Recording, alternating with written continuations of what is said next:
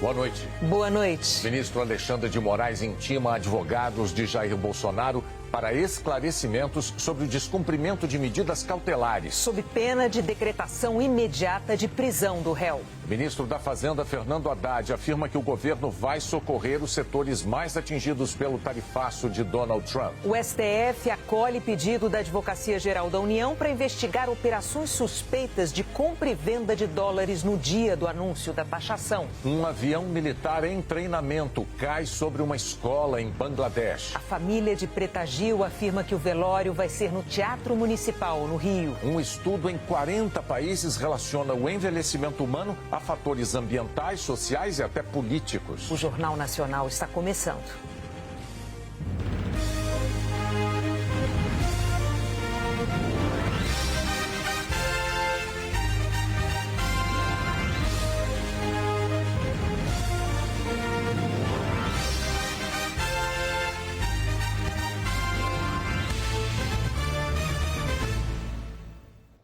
O ministro do STF, Alexandre de Moraes, intimou agora há pouco os advogados de Jair Bolsonaro a prestar esclarecimentos sobre o descumprimento de medidas cautelares e sob pena de decretação de prisão do réu.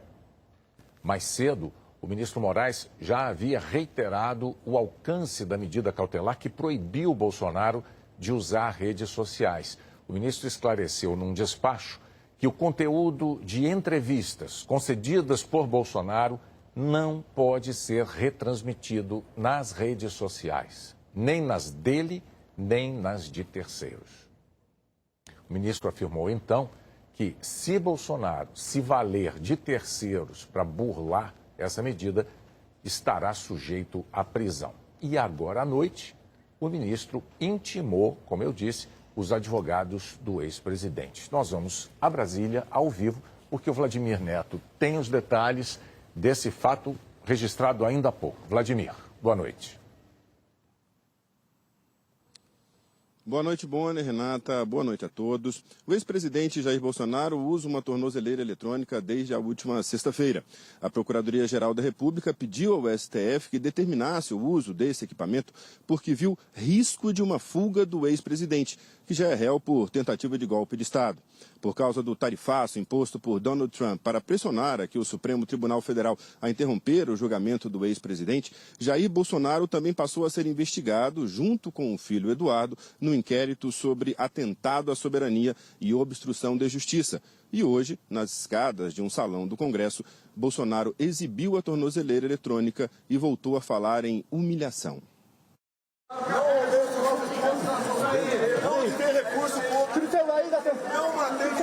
Não trafiquei ninguém. Isso aqui é um símbolo da máxima humilhação aqui. Uma pessoa inocente. Calma, galera. Ao silêncio! Estão fazendo com ele, presidente da República. Só um pouquinho, a cabeça O que vale para mim é a lei de Deus. E agora há pouco, em uma nova decisão, o ministro Alexandre de Moraes afirmou que nessa mesma data de hoje foram divulgadas diversas postagens nas redes sociais em que o réu Jair Messias Bolsonaro exibe o aparelho de monitoramento eletrônico, proferindo discurso para ser exibido nas plataformas sociais. Por isso, o ministro decidiu pedir explicações. O ministro escreveu o seguinte, eu vou ler um trecho. Intimem-se os advogados regularmente constituídos por Jair Messias Bolsonaro para, no prazo de 24 horas, prestarem esclarecimentos sobre o descumprimento das medidas cautelares impostas, sob pena de decretação imediata da prisão do réu. Bonner, Renata. Então, a defesa de Bolsonaro tem até 24 horas para prestar aí os esclarecimentos. Obrigada pelas informações. Vladimir Neto, ao vivo de Brasília. O ministro da Fazenda, Fernando Haddad, disse hoje que o governo está elaborando um plano de proteção a empresas brasileiras mais fortemente afetadas pelo tarifaço de Donald Trump. Fernando Haddad deu entrevista à rádio CBN. Ele reforçou que a ordem do presidente Lula é negociar até o último momento em busca de um acordo comercial com os Estados Unidos. O Brasil não vai sair da mesa de negociação. Então nós estamos trabalhando intensamente numa reação dos Estados Unidos às proposições do Brasil, né? Podemos chegar no dia 1º sem resposta? Esse é um cenário que nós não podemos, nesse momento, desconsiderar. Diante disso, Haddad disse que a equipe econômica prepara um plano de contingência para ajudar os setores que serão mais afetados aqui no Brasil se o tarifaço entrar em vigor. O ministro afirmou ainda que as alternativas devem ser apresentadas nesta semana ao presidente Lula. Nós sabemos das dificuldades, temos completa consciência, setor a setor, já estamos trabalhando a nível de empresa, não mais de setor, para ter a radiografia completa dos efeitos e vamos atuar para minimizar o máximo essa agressão que nós estamos sofrendo, infelizmente com o apoio de algumas pessoas que pensam que estão ajudando o Brasil, mas não estão prejudicando o nosso país. Na maratona de conversas com empresas e setores que podem ser impactados pelo tarifaço, o presidente em exercício e ministro do Desenvolvimento, Indústria e Comércio, Geraldo Alckmin, recebeu hoje representantes das Big Techs, Google, Meta e Apple e dos cartões Visa. As empresas americanas disseram a Alckmin que o Brasil é um parceiro importante, que há muito tempo elas investem no país e que pretendem reforçar esses investimentos. No encontro com integrantes da Comissão do Comércio Internacional do Parlamento Europeu, Alckmin ouviu o interesse de acelerar o fechamento do acordo comercial do Mercosul com a União Europeia. O tarifaço tem obrigado empresas brasileiras a buscar alternativas ao mercado americano. Quem vive do comércio sabe, conseguir novos clientes não é tarefa simples. E quando o potencial comprador está em outro país, com regras e hábitos próprios, tudo fica ainda mais difícil. Os números da balança comercial dão a dimensão desse desafio. No primeiro semestre de 2025, 40% das exportações brasileiras foram apenas para 2 destinos, a China e os Estados Unidos.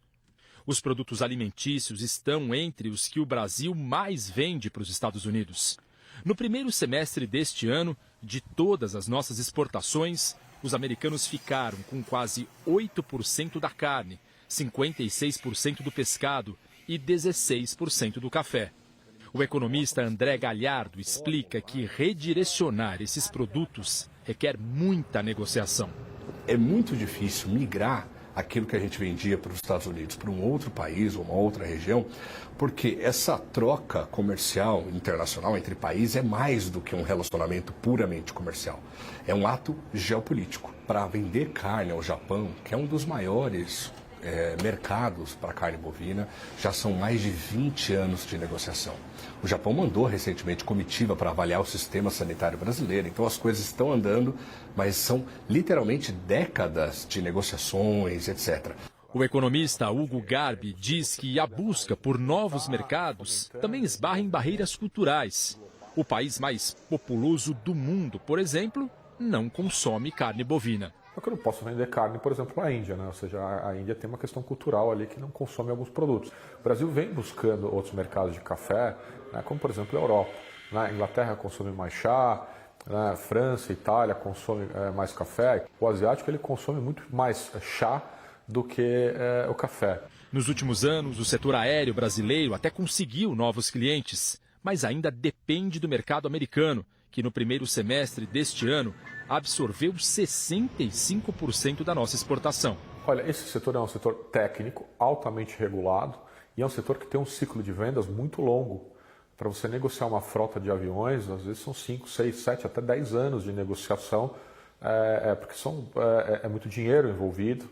Na opinião de alguns analistas, o país deve usar esse momento para ampliar seus parceiros comerciais e investir no desenvolvimento de produtos estratégicos para a economia do século XXI.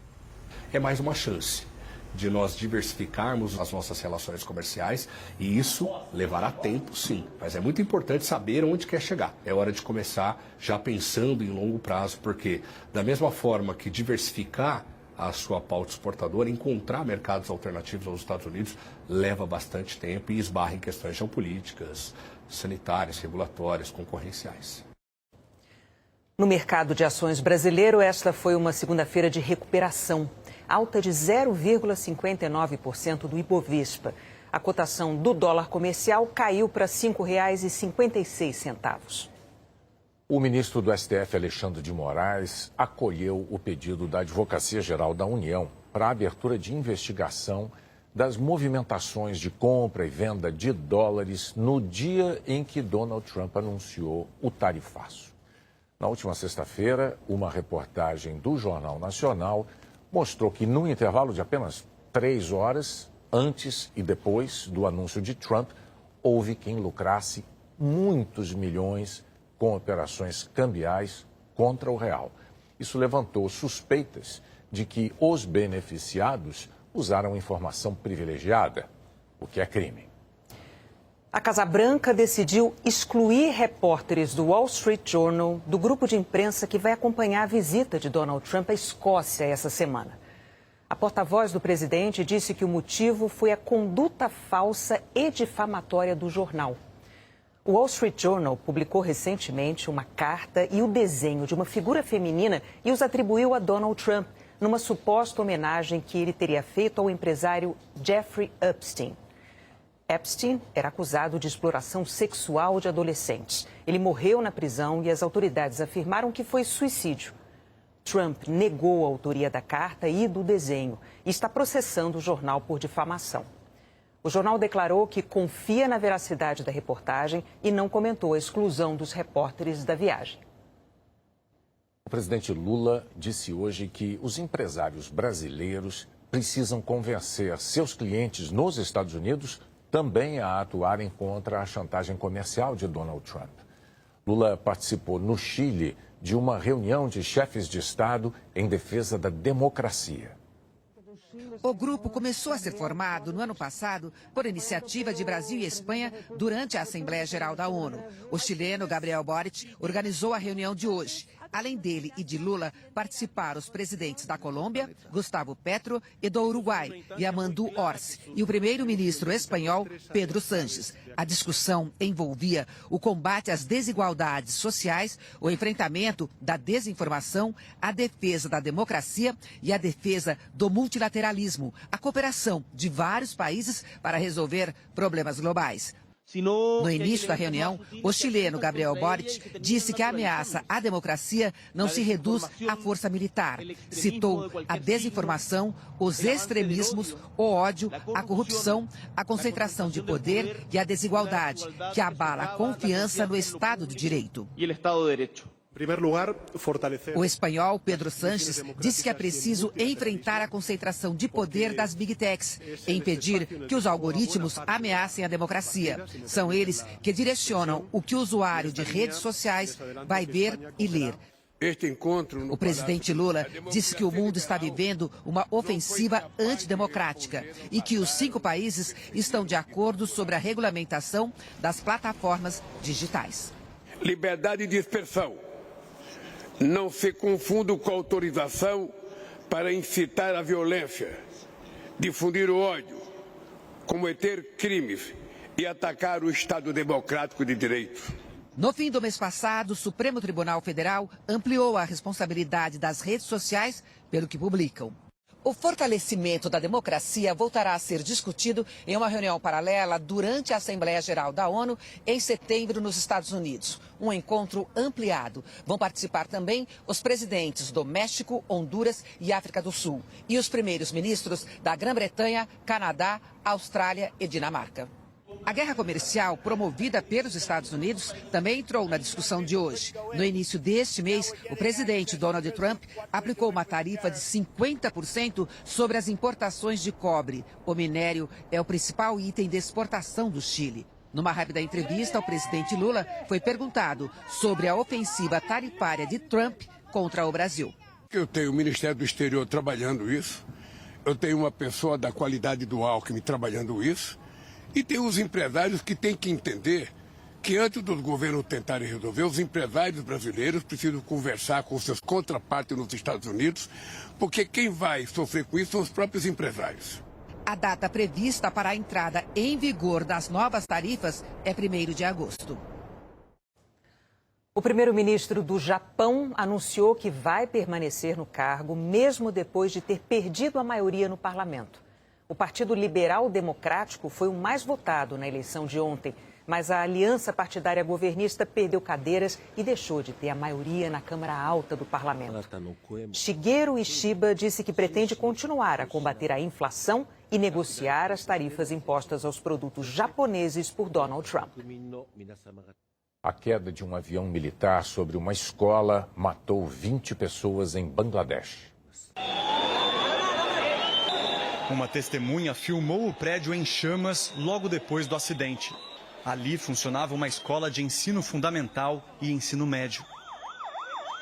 Essa região, conhecida como Uttara, fica nos subúrbios da capital de Bangladesh, a cerca de 10 quilômetros do aeroporto. O avião militar que caiu era um modelo F-7 de fabricação chinesa. Segundo o porta-voz das Forças Armadas, o piloto fazia um treinamento de rotina, mas a aeronave apresentou falhas mecânicas após a decolagem, por volta de 1h, pelo horário local. O porta-voz disse que o piloto tentou desviar de áreas povoadas, mas acabou colidindo com um prédio de 2 andares e morreu na hora. Esse professor conta que no momento do acidente estava buscando os filhos que estudam ali e relata que viu uma bola de fogo e a fumaça depois de ouvir a explosão. Mais de 150 pessoas ficaram feridas, a maioria crianças e adolescentes. Algumas, em estado grave, foram levadas de helicóptero. Na frente do hospital, uma multidão se aglomerou em busca de parentes e informação.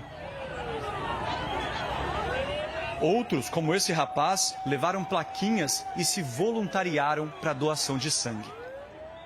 O governo de Bangladesh abriu uma investigação para apurar detalhes do acidente.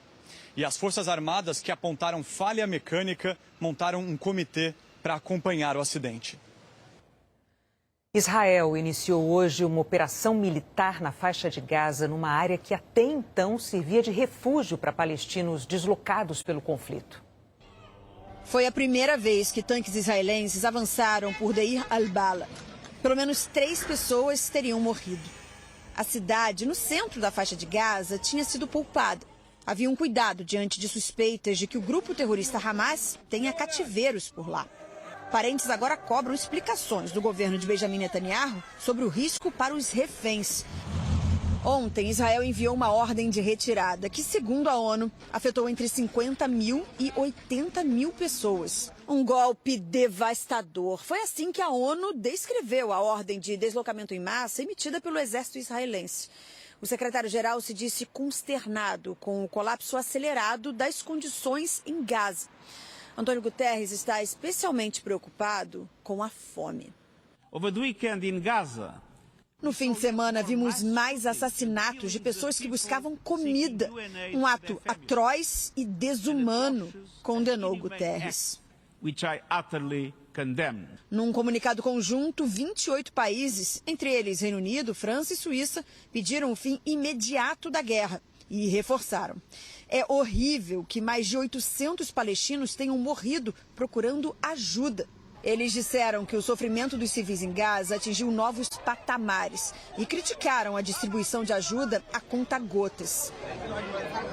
O governo israelense disse que o comunicado é desconectado da realidade, que o único responsável pela falta de um acordo para a libertação dos reféns e de um cessar-fogo é o Hamas. O embaixador americano em Israel também criticou a declaração conjunta. Afirmou que o Hamas rejeita todas as propostas e que culpar Israel é irracional. Um ataque da Rússia atingiu o metrô da capital da Ucrânia. Moradores filmaram a estação cheia de poeira e destroços. Dezenas de ucranianos se abrigavam no terminal. Os bombardeios de hoje a Kiev mataram 2 pessoas e feriram 15. A seguir, o traslado do corpo de Preta Gil de Nova York para o funeral no Rio. O aumento da incidência do câncer de intestino entre jovens. O peso de fatores políticos sobre o envelhecimento.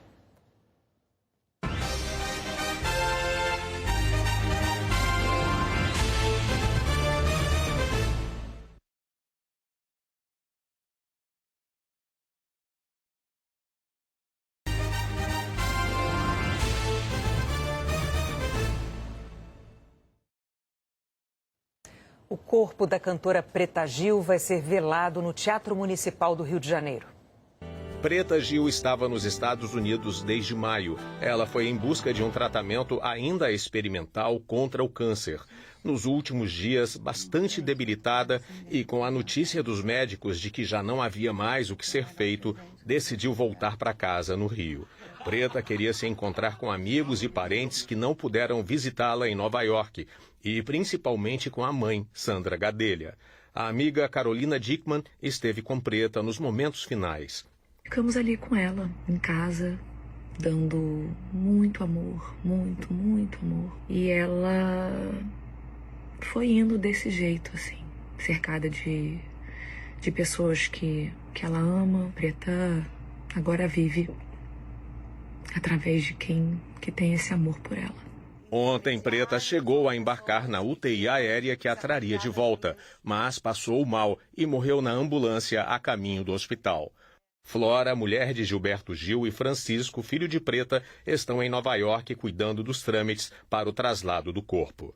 A família terá que cumprir uma série de exigências. Depois da emissão do certificado de óbito americano, o documento é registrado com tradução oficial no Consulado do Brasil em Nova York. As autoridades brasileiras também determinam que o corpo seja embalsamado e ainda a emissão de um laudo sanitário comprovando que a causa da morte não foi doença contagiosa. Todo esse protocolo pode levar alguns dias. Por isso, a família Gil ainda não sabe a data das cerimônias de despedida. O velório será no Teatro Municipal no Rio. Um pedido de Preta, que também manifestou o desejo de ter um cortejo do alto de um trio elétrico, uma das paixões da artista que criou um dos maiores blocos de carnaval do Rio. Gominho, amigo fiel, diz que maior do que a tristeza é o legado que ela deixa. Fico pensando assim que se ela tivesse mais 50 anos de vida, ela viveria com a mesma intensidade. Porque ali ela sabia viver. E isso é um grande exemplo assim, que eu tiro para mim, é saber viver. Viver com essa verdade, com essa coisa de encarar a vida como ela é. Mas ela tá bem, que eu sei que ela tá bem. Ela tá melhor do que ela tava aqui, certeza absoluta disso. Eu nunca passei. Os médicos têm alertado sobre o aumento dos casos de câncer coloretal entre pessoas com menos de 50 anos. Mais de 45 mil pessoas devem receber o diagnóstico de câncer coloretal no Brasil este ano, segundo o Instituto Nacional de Câncer, o INCA. Também chamado de câncer de intestino, é o terceiro tipo que mais acomete mulheres e homens no Brasil. Fica atrás do câncer de pele não melanoma e dos de mama e de próstata. O número de mortes pela doença está crescendo.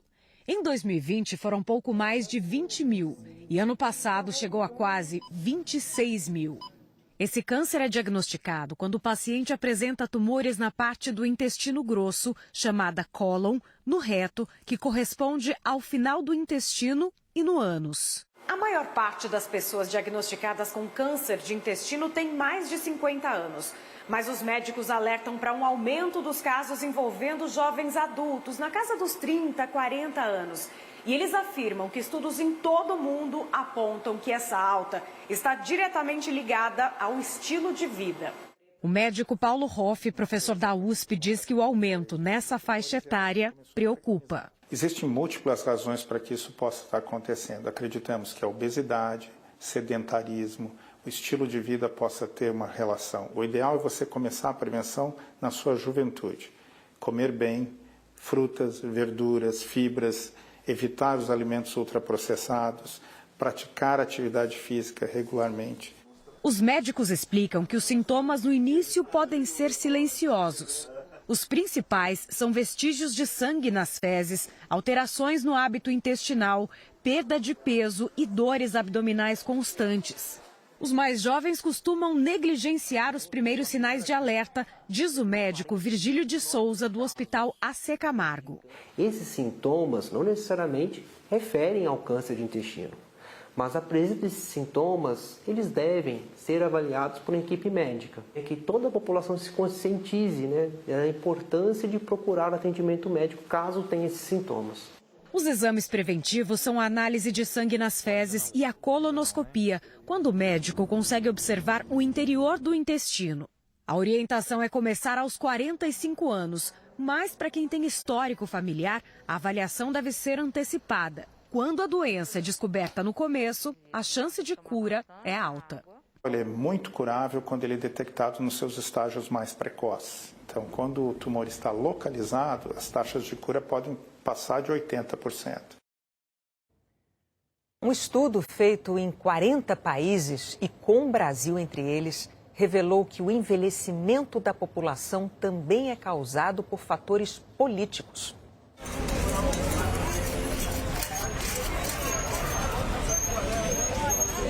Os exercícios ajudam a chegar aos 70 voando. Eu, com minhas 7 décadas, eu me considero uma menina de 20 anos, porque eu saio todo dia para fazer a minha ginástica, que ginástica é saúde. Envelhecer era exceção, virou regra. Cada vez mais pessoas vivem por mais tempo.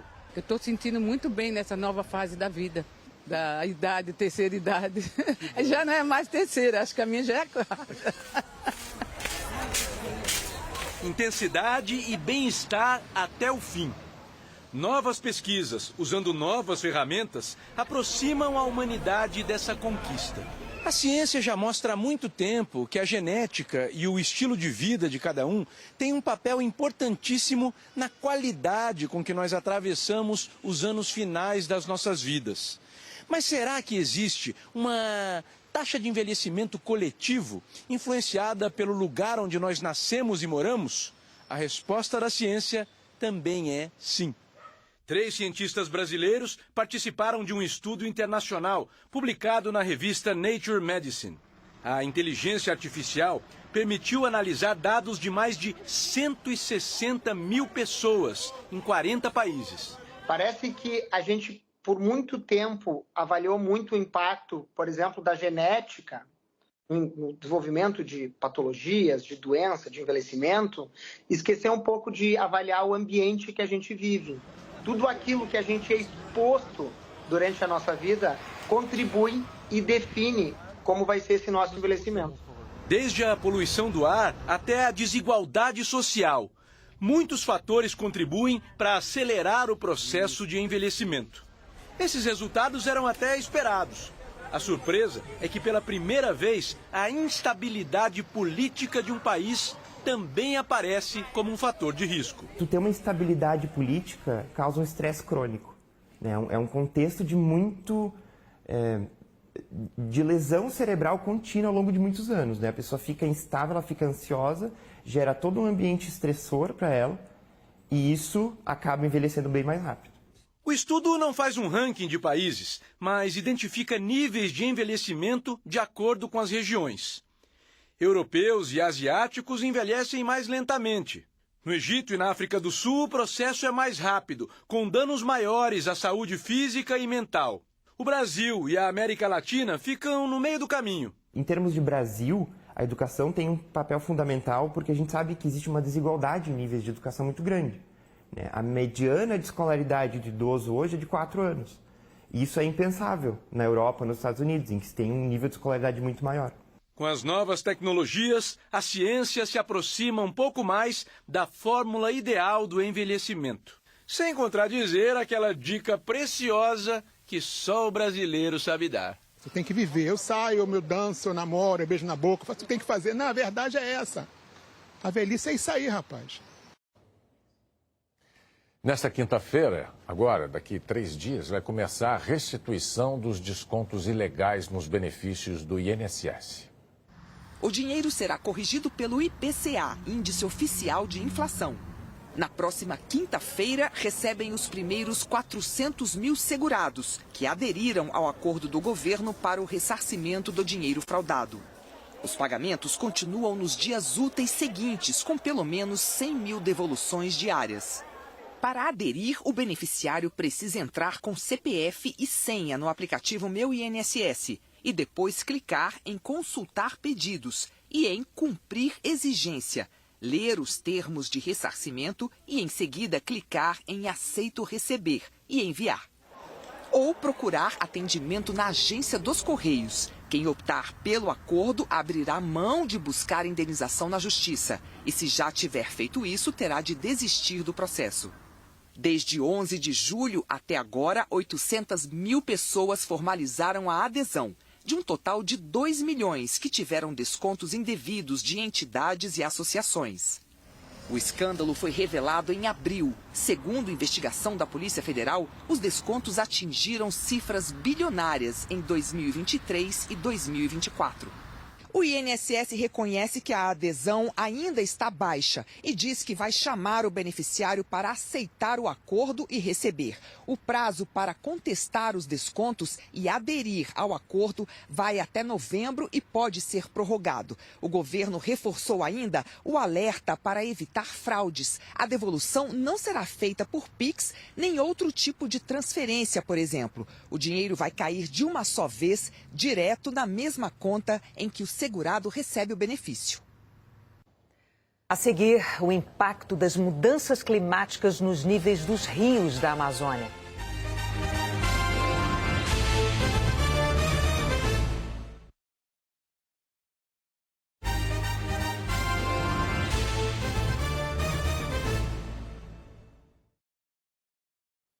A tecnologia capaz de reconhecer um rosto em segundos está ajudando a polícia do Espírito Santo a encontrar foragidos. Todo mundo que passa perto dessas lentes tem a imagem registrada. Ela vai direto para um sistema da polícia. E aí é feita uma comparação com as fotos que a polícia já tem de pessoas que estão foragidas. Se o rosto da pessoa que passou na rua for o mesmo da foto que está no banco de dados da polícia, uma equipe é acionada e faz a abordagem. Eles se apresentam como policiais, solicitam um documento de identificação, confirma a validade, confirma os dados, se realmente confere, conferido, o mandado é devidamente cumprido. Mesmo se a pessoa estiver com uma fisionomia bem diferente, por exemplo, passou a usar barba, bigode, cortou o cabelo, o sistema consegue identificar. Ela faz uma medição automática, distância dos olhos, de um olho para o outro, de um olho para o nariz, do nariz para a boca, da boca para a orelha. E essas métricas todas geram um numeral, um número grande, chamado algoritmo daquela pessoa. E o sistema, então, compara com outras imagens que tem no banco de dados. E assim, pessoas foragidas há muitos anos estão sendo capturadas. Esse homem, por exemplo, era procurado pela polícia de Alagoas desde 2005 pelo crime de homicídio. Foi preso esse ano, depois de passar perto de uma câmera no Espírito Santo. O sistema começou em novembro do ano passado e com a identificação facial, 250 pessoas foram presas aqui no Espírito Santo.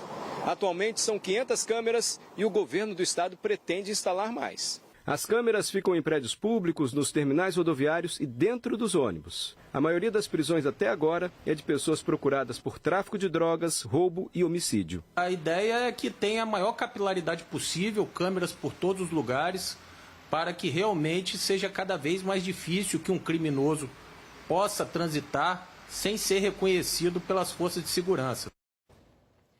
A Justiça Federal no Amazonas tornou réu o traficante Rubem Dário Vilar, o Colômbia, como mandante das mortes do indigenista Bruno Pereira e do jornalista Dom Phillips em julho de 2022.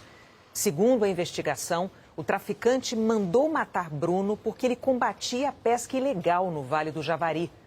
Rubem Vilar monitorou o barco em que os dois viajavam e forneceu a munição aos assassinos. Ele está num presídio federal. Os brasileiros que vivem na Amazônia têm sofrido efeitos muito claros das mudanças climáticas, tanto no regime de chuvas quanto nos níveis dos rios da região. Na maior bacia hidrográfica do mundo, fenômenos extremos estão cada vez mais frequentes. São secas mais severas, grandes cheias, recordes de calor. O Rio Negro, que banha Manaus, é monitorado há 123 anos. Das 10 maiores cheias registradas, 7 foram nos últimos 17 anos. A maior até agora, em 2021, quando o nível das águas chegou a 30 metros e 2 centímetros. Os últimos anos têm sido de contrastes acentuados. Depois de 2 das maiores cheias, o rio atingiu os patamares mais baixos já registrados para o período de seca, em 2023 e 2024. A faixa de areia extensa no Porto de Manaus desapareceu em poucos meses. Este ano, o Rio Negro chegou a ultrapassar a cota de inundação severa de 29 metros. De acordo com André Martinelli, pesquisador em geociências do Serviço Geológico do Brasil, não é só o Rio Negro. Outros importantes rios da região também têm registros mais recentes de quebra de recordes. O que a gente observa é que, apesar dessa não coincidência de tempo, em cada uma dessas bacias você vê recordes sendo batidos. Japurá, Juruá, Purus, Solimões, Negro, em épocas diferentes, mas em todas. Os pesquisadores já perceberam que, além dos intervalos menores entre os recordes, crescem as distâncias entre as mínimas e as máximas dos rios, o que pode ser uma tendência para os próximos anos. E isso causa impacto maior à população. Renato Sena, pesquisador há 39 anos do Instituto de Pesquisas da Amazônia, afirma que os rios sofrem os efeitos das mudanças do clima. É uma mudança climática perceptível no regime de chuvas da nossa região. Esse processo, para ser modificado, seja ele naturalmente, seja ele por ações humanas, vão levar décadas, talvez até centenas de anos para a gente conseguir voltar ao padrão que a gente estaria anteriormente. É algo que ainda precisa de estudo. A gente precisa agora debruçar e investir em pesquisa e desenvolvimento de ações para minimizar esses impactos. A Jaqueline Brasil é quem traz a previsão do tempo para amanhã para a gente. Oi, Jaqueline, boa noite para você. Oi, Renata, boa noite para você, para o Bonner e boa noite para você. Amanhã deve chover em poucas áreas, do norte do Amazonas até o litoral do Maranhão e de Alagoas até o sul da Bahia. O tempo vai permanecer firme em quase todo o país e, dependendo da região, com ar muito seco. O aviso vale para a área em amarelo, do Paraná ao Pará, mas principalmente onde está laranja, da divisa de Mato Grosso do Sul com Mato Grosso até o Ceará.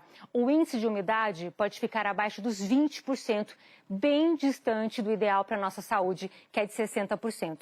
Previsão de tarde seca e quente em Cuiabá, Teresina, Palmas e Goiânia, com máximas de 35, 34 e 30 graus.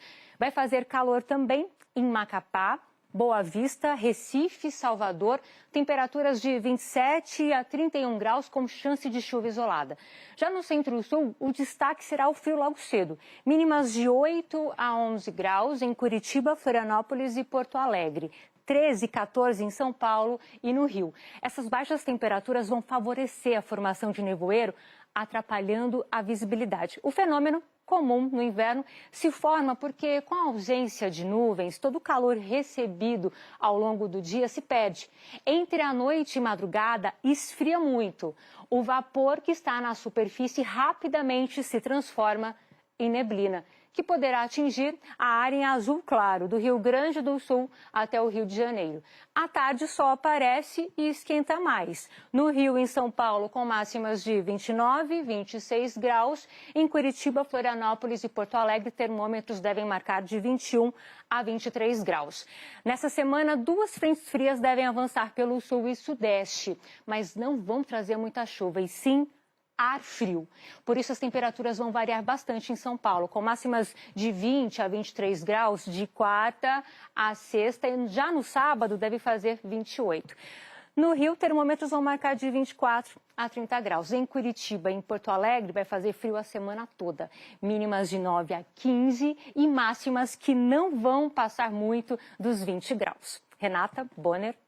Obrigado, Jaqueline. A seguir, 2 jogadores respondem com gols às críticas no Brasileirão.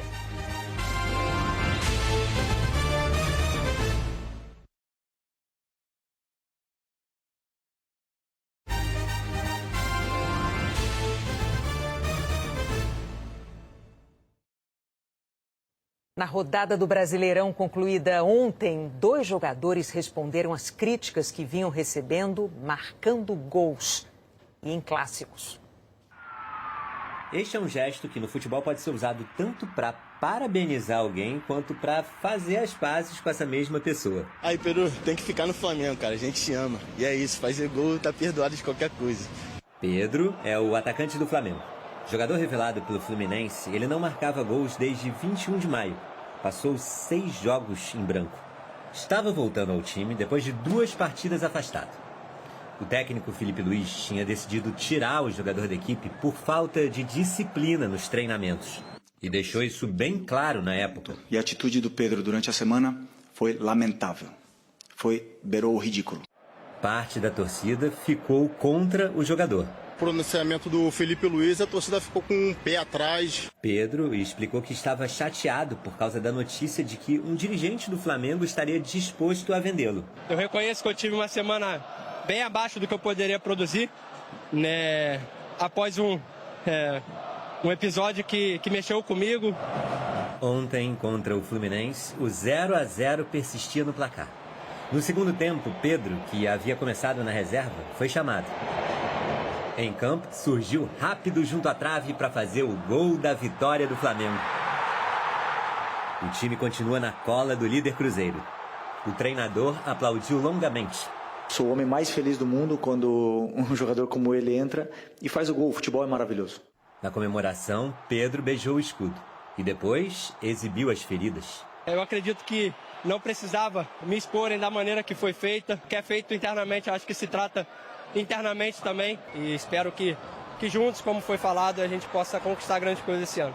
E aqui no Maracanã, Pedro voltou a ser aplaudido pelos torcedores. A rodada do Brasileirão foi marcada por jogadores que se reinventaram após momentos difíceis. Como o Luciano do São Paulo. Em 5 anos de clube, já foi titular absoluto e reserva criticado pela torcida. Ele já representou muito, né, para a nossa torcida, mas também teve aqueles momentos também que deixou a desejar um pouco, mas a gente sabe do potencial dele, né? O camisa 10 fez os 2 gols no Morumbi no clássico contra o Corinthians. E o São Paulo se afastou da zona de rebaixamento. Agradecer o apoio da torcida que sempre me apoia. Tem uns que criticam, eu também entendo. Eu não vou estar bem sempre. Com esses 2 gols que ele fez aí, fez as pazes com a torcida. Os atacantes podem até distribuir presentes para aquecer os corações de um ou outro. Mas para agradar uma torcida inteira de uma vez, não tem jeito. É só com gol. Olha, hoje, depois de tela quente, a conversa com o Bial vai começar bem mais cedo, porque tem uma homenagem para Preta Gil. Tem momentos marcantes da carreira dela, tem uma entrevista de agosto do ano passado e uma apresentação muito emocionante ao lado da madrinha Gal Costa, que foi exibida em 2017. Depois da conversa do Bial, tem Jornal da Globo. Boa noite. Boa noite, até amanhã.